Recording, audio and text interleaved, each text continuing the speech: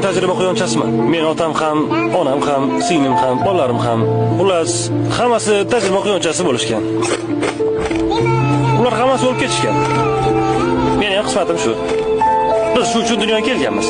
Quyonlar uchun bu sharafli ish.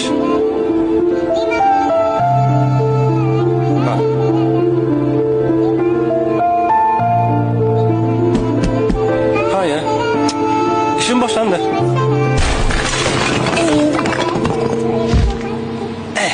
Juda ham qo'rqinchli. Lekin men shunchaki ishimni qilyapman. Hoy, Ralf. Qayerda bichib yuribdi? Ha, ularmi? Ketimdan yurishibdi va qanaqadir hujjatli film olishdi. Ularni iltimos qil, bizni qutqarishsin. Qutqarsin, meni olib ketsin. Men sizlarni eshitdim. Okey. Menga qarang. Bu joyni kesib tashlab bo'ladi-ku.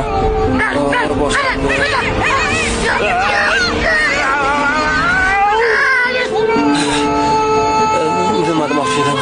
Sizlarga murojaatim hayvonlarga yoqqa qarasangiz. To'g'ri turib. Ha, uzr. Men to'g'ri turdimmi? Ha, bo'ladi. Xullas, nima demoqchi edim? Sizlarga murojaatim hayvonlarga tajriba qilib ishlab chiqaradigan kosmetika, ko'zdagi suriladigan shampunlar, quyoshga qarshi kremlar, umuman barchasi vannangizda turgan hamma kremlar, kosmetikalar. Sizlar bo'lmaganingizda men ochig'i ishsiz qolgan bo'lardim. Qayerdadir o'rmonda.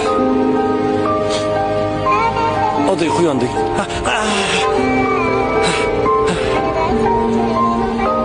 Hammasi zo'r. Sizning chiroyingiz uchun hayvonlar ozor chekishi yoki qurbon bo'lishini bilarmidingiz?